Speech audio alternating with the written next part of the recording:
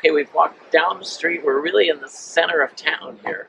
And behind me is Colony House, sometimes called the Old State House.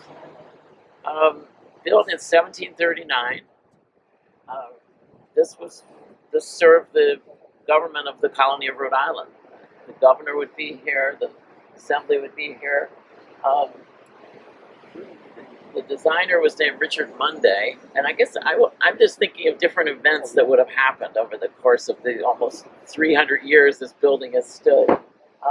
If you look at the balcony, all sorts of things would be announced at the balcony, right? The doors would open, announcement would be read here onto the square. Well, in 1760, they would have announced that King George II had died, and long live King George III. 1760. That would have been the announcement here, right? That you would have heard if you were a Newporter here in the town square. Well, let's go forward 16 years to 1776. You would have heard the Declaration of Independence read aloud. So after the Revolution, Rhode Island had a funny system where they had multiple capitals.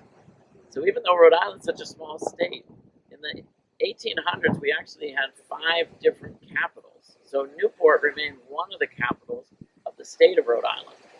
Providence being another, Bristol, East Greenwich were all capitals. And so the state government would move from place to place over the course of the year. So it would still get used occasionally. By 1900, finally, the decision was made to only have one capital for the state, and that would be Providence. So this was no longer a capital building anymore. It was then used as a courthouse from 1901 on, but then that was replaced by this courthouse to my left in the 1920s. And so since the 1920s, it really hasn't had an important function. More as just a museum, and it's open to the public at different times during the year. It's maintained by the Newport Historical Society. And now John is going to talk about the square behind us. Okay, just a couple of words. It's probably a little difficult to see right now because it's summertime and the trees are in full bloom.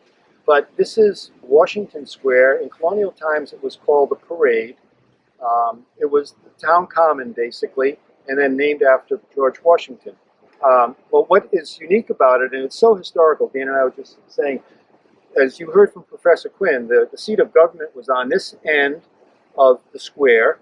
And if you can look down the sidewalk where these people are coming, there's another building at the very end of the square called the Brick Market building, and that was the seat of commerce. That's where all the goods, the dry goods, were offloaded from the ships, and it was the marketplace. So you had business on one end, and you had the government structure on the other. But what you didn't have, as many colonial cities and towns did, was a church, okay, a meeting house that was situated on the square, okay. Newport was very intentional in doing so and saying, you can have your religious congregations, you can build your church, or you can put up your friend's meeting house or your synagogue, but no one gets to claim center court.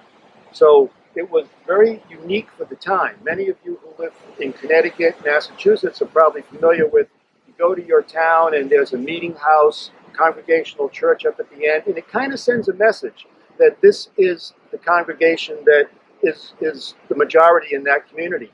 Newport went the other way and said, if you walk 2-3 blocks around the square, you will walk into about 6 or 7 different religious buildings, but you won't find any that were situated here on Washington Square. It's a great place to visit, a lot of history here, so again, hopefully you'll be down here in the very near future.